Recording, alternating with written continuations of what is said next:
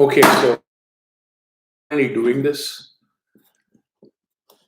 I wanted for a long time to start, making videos about some of the stuff that I write on Facebook, some of the analysis that I attempt to do on various issues, eclectic sort of sources of ideas, which are happening in the world, especially in India.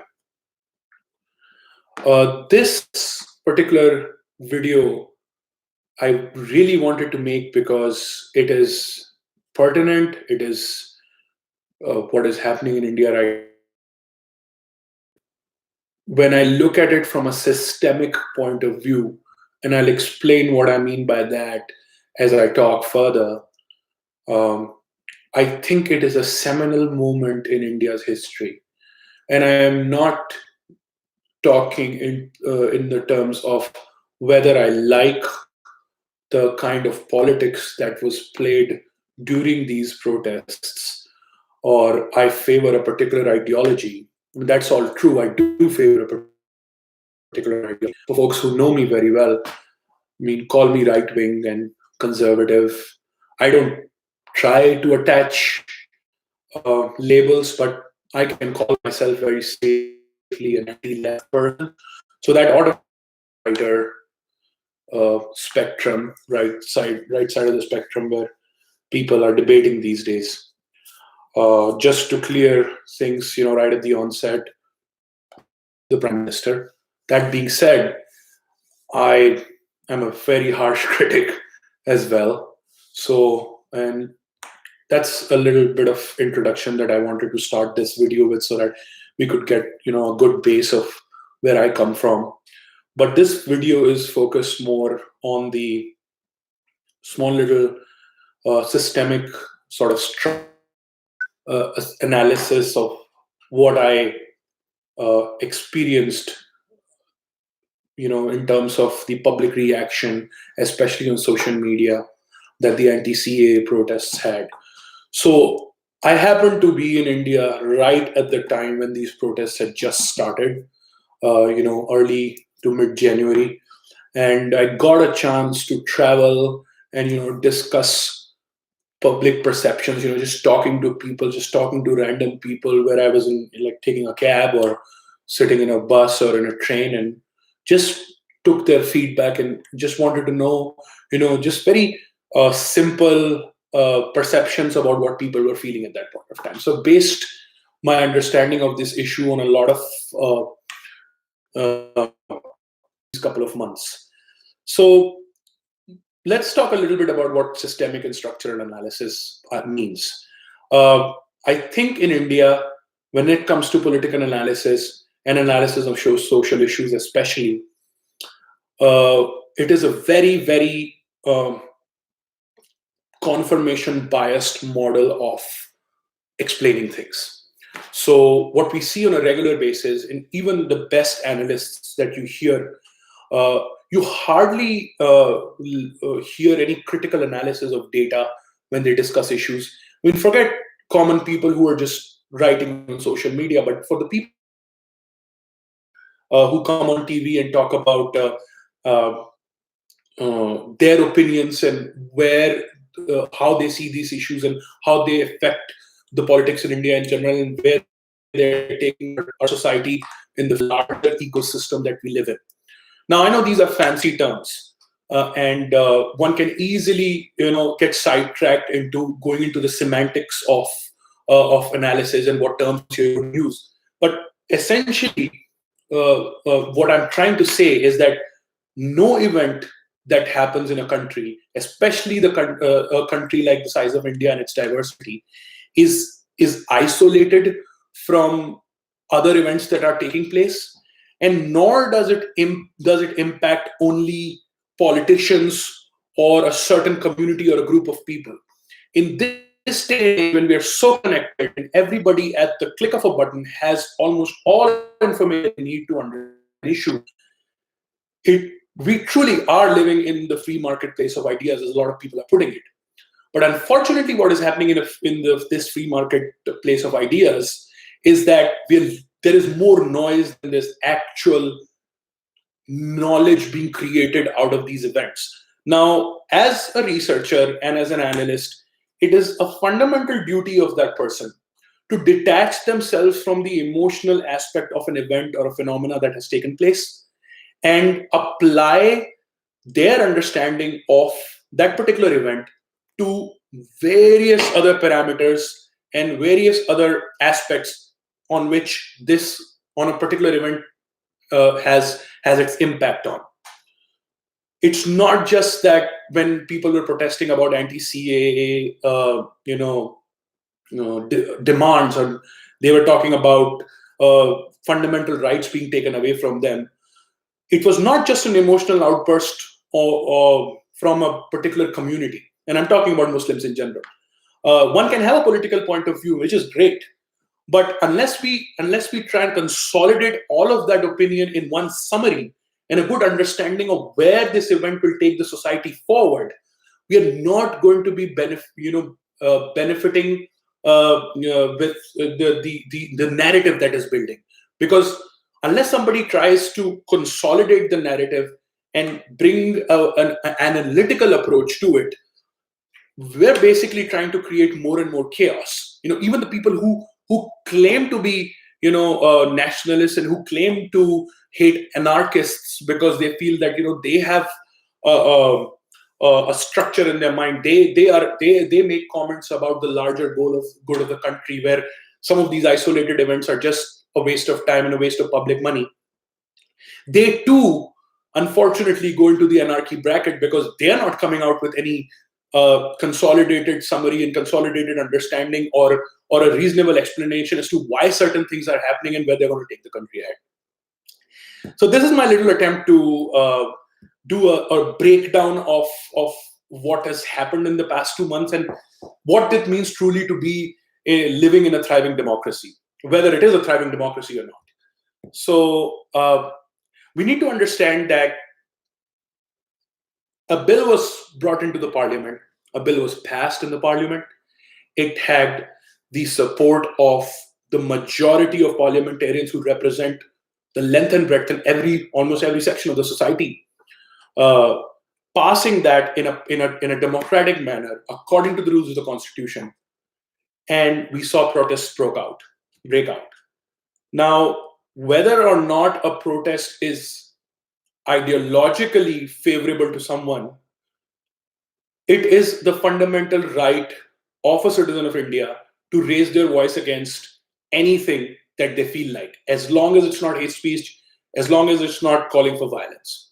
There were definitely events in those protests which kind of bordered on some of those definitions of sedition and everything, but mostly it was a wonderful display of how despite the chaos that we see and despite the unfortunate violence that we observe, it is essentially a battle of ideas being played out where everybody is pitching in with their opinions. I mean, we have to be very, very thankful and grateful for the structure that we have in our country, despite all its flaws, that it creates space for debates. Now, it can be argued where there are certain areas where some of the free speech is being curbed, but we are an evolving democracy and that's going to happen. Now, it's very important to understand that when these protesters were talking about the things that they were talking about, were they ethically right or were they ideologically correct in focusing on taking a law back that has already been passed in the Constitution, in the Parliament?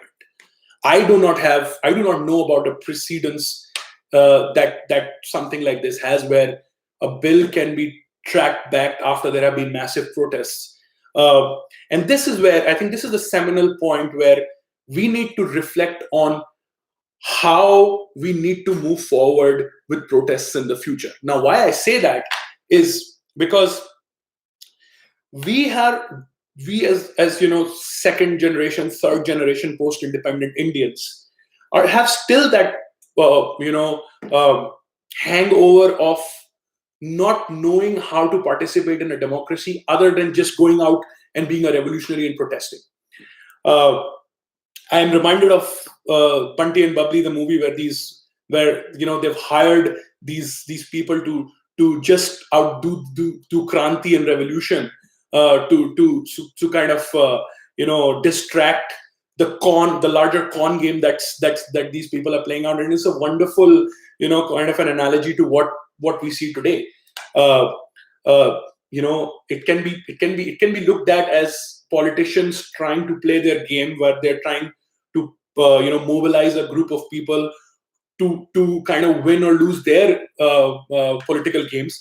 But and this argument has been brought forward a lot. देखो भाई मुसलमानों को बहुत ज्यादा बरगला दिया है लोगों ने, और अब तो ये बीजेपी के खिलाफ खड़े हो गए हैं, और ये कुछ नहीं है, तो पॉलिटिकल मूव है. My point is, so what? I mean, even if it is a political game, what's wrong with that? I mean, why cannot we accept today that there are going to be political expressions in the form of protests or in the form of legislative reforms, or people just taking the government to the court and making it as public as possible? Now, these things have been happening. There are different forms in which you can criticize the government. There are different forms in which you can voice your opinion. But which is the most effective way of putting your voice across and making a difference? Is it protesting, or is it time for us to reflect on whether we need to start participating in democracy in a little more sophisticated and educated manner, so that we can truly start making a difference? What I mean by that, excuse me, is I live in the West, and I live in the United States, and there has been no dearth of issues where the general common public has been disgruntled by some of the laws that have been passed in the parliament, in the U.S. Congress. And there have been protests in this country. There have been quite a number of violent protests in the country. I mean, America today, and even the America of the past, cannot be credited for completely non-violent forms of expression. However, the bulk of public criticism and public activism happens through people participating in their local democracy. People have the right to go as a public group to introduce a bill if they want to, if they want certain changes being made to the laws. And it is a very common form of participating in the democracy. This is where our maturity needs to now evolve as to what our role is as private citizens of India. For far too long, we have entrusted our politicians for making the right decisions for us. I know that is the best model that is available in modern times, where you have to choose representatives for a large number of people to go there and create bills for their favor. But that model has its limitations. I'm not trying to hint at bringing direct democracy to India right away. But why are we not having those conversations? What I did not feel offended, or I did not really criticize the anti-CAA protests for it being a bad idea. I think, although I support the Citizenship Amendment Act, and I do believe that we need to have systems put in place where we need to create a better framework of knowing who's an Indian citizen, who's not. But that being said, the way the communication was brought forward by the government was absolutely haphazard. I mean, for God's sake, in 21st century India, where there is a government with such power, we do not have a press secretary or a representative of the government coming out to the press and actually giving factual, clear, concise information about what these bills are and what are the general impacts it will have on people. it was very natural for a lot of people, including majority of Muslims, to become super anxious about uh, NRC in particular. And I say NRC because although I have debated in many fronts that you cannot keep criticizing the NRC because it's not even there. I mean, a pan-India NRC, nobody's seen the framework, nobody's seen any bill. However, having said that, I think it was very, very important and incumbent on the Home Minister to have either taken a very cautious approach towards creating an environment of understanding of how NRC would be implemented. He came into the parliament, he had that bravado about him and that cocky, attitude where he came in and he said, "Pure desh mein NRC lagu hoga, jo karna chahta hai wo kar le." And then his boss, 3 days later or 4 days later, had to contradict him and tell the general public that there has been no discussion on NRC so far. Now, how in any professional environment, when somebody makes a big mistake like that, their boss will be firing their asses right away. I mean, imagine a manager, trying to, sitting in front and their employee trying to pitch a business idea which sounds completely foolish, which has not been worked upon. You're pitching it to a client where you're claiming things that you've not even researched and worked on, and later to realize that you're embarrassed yourself because the client doesn't believe in anything you said. And the boss is embarrassed in front of these clients where his credibility is at stake. What's going to happen? 3 days later, this guy's ass is going to be fired. So, and you're talking about the Home Minister of India coming out saying vague things in the parliament about how a pan-India NRC is going to come and we're going to throw out all the illegals. Not even talking about how gigantic that exercise is going to be and what's it going to take. And then later doubling down on, his ideas by going to one anchor to another and giving out speeches. Modern day Indians are sick of speeches. And I'm telling you that in 10 years, we're going to hate speeches. Exactly how America hates speeches from its suited, booted, talking points politicians.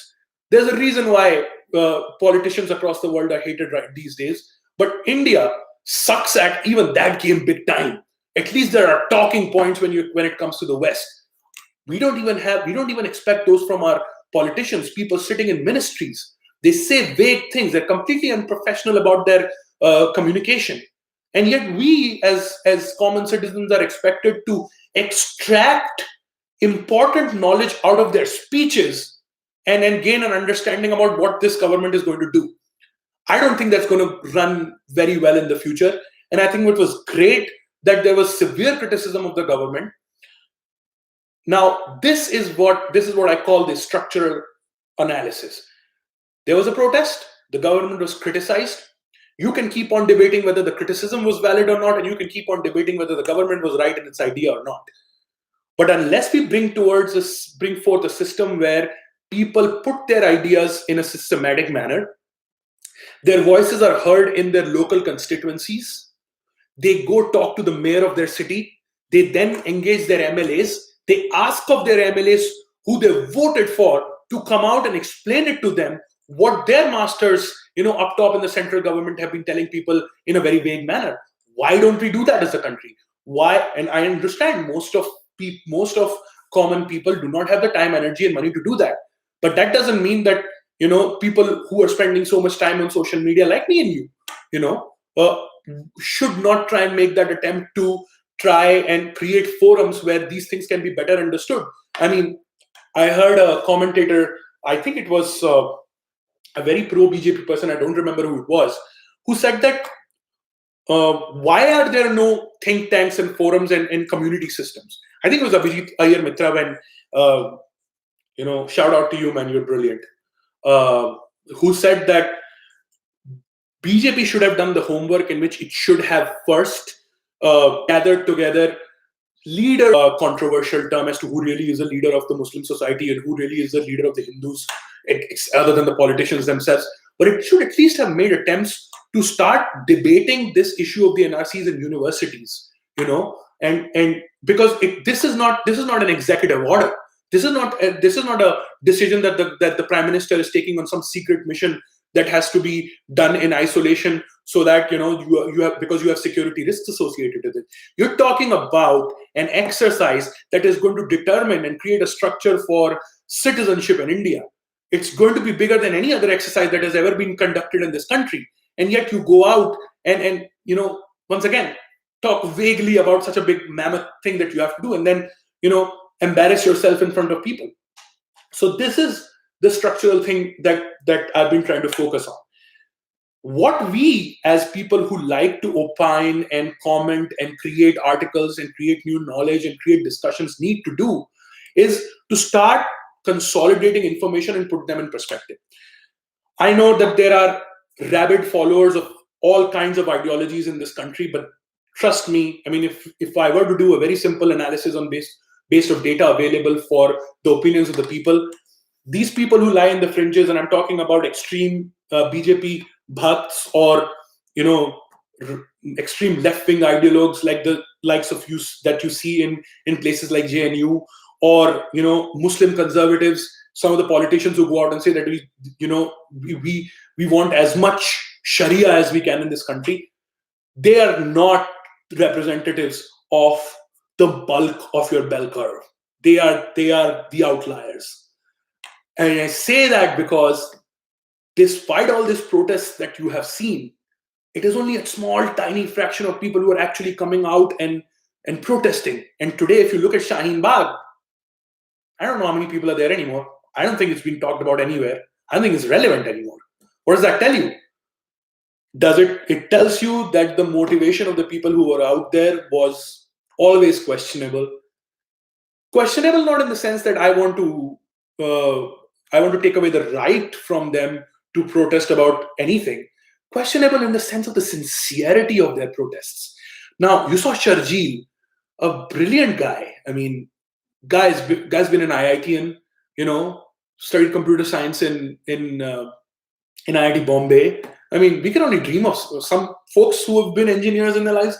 Majority of us can only dream of studying at IIT Bombay and studying computer science there. He was the intellectual there. And yet, what was he saying? It's out there for everybody to know what he was saying. I don't even want to get into that. So if the most educated and literate and scholarly of the person among the groups who are protesting is coming up with such nonsense about Chakka Jam and breaking, Assam apart from India, then I really have to question the sincerity of the people who are protesting there. However, we need to understand the importance of providing space to people who want to express their opinion. Yes, they're going to, and we need, and the people who protest for anything should also understand that they will also be criticized. This is the maturity that I'm talking about. And it is very important for people like you and me who listen to these things to create knowledge, to say, no, let's put things into perspective. If the government is not telling us, why are we not writing more and more about how this is going to happen? Why are we not generating data through surveys and polls and creating understanding? Why are we not creating foundations, private foundations who get funded through legal sources and challenge the government or challenge other narratives that we don't like?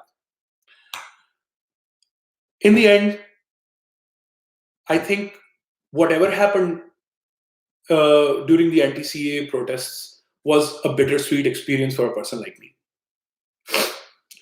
The violence that we saw is just totally unaccepted in modern day India. We cannot survive as a country if we regularly see such protests happening, where public life is disbanded. There is absolutely no effort being made to understand or not just understand, but to respect the life of a common man who just wants to do his work. This has the people who think about this country are responsible for creating narratives where people are told and reminded every day that despite your ideas and despite everything that you want to say, you cannot disrespect the space of a common citizen to live his daily life. You cannot block roads. You cannot stop economic development of this country by creating barriers and and talking of cutting off a particular state from India. That is totally unacceptable. Everything other than that is what we should have. That is the true spirit of democracy. In the end, as part of my structural analysis, uh, I believe that we stand at a very important brink in our history. More and more people have way more information about what's going on around them in the world than the most elite and entitled person had 20 years ago. Even prime ministers and presidents did not have this kind of information that a common person in a country like India has at his disposal in his phone. So you really cannot sustain a protest that is vacuous and doesn't have the logical and objective basis. Yes, it was very right of those people to contest the miscommunication and poor implementation skills of the BJP. That's perfectly fine. But to go on, blocking roads, breaking buses, and then expecting the police to treat them with kid gloves. And I know a lot of people will criticize me and say, "Bhai, BJP वालों को तो मारा नहीं, सिर्फ मुसलमानों को मारा." So, I mean, that's your analysis. Let's hear from you. Let's look at the data. Let's debate. Let's discuss. But it's time. It's really high time where people who call themselves nationalists really try and start defining what nationalism means. Nationalism is not about sharing memes. Nationalism and nation building is not about criticizing a group of people. It is about bringing people together. And I know it is the hardest thing to do.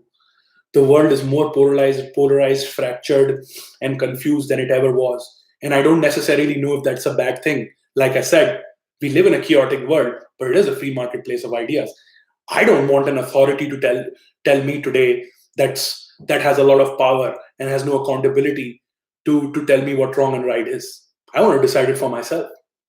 So it becomes even more important for people like us to start bringing more and more definition to these arguments. What does it truly mean to protest against a law that's already been passed in the parliament?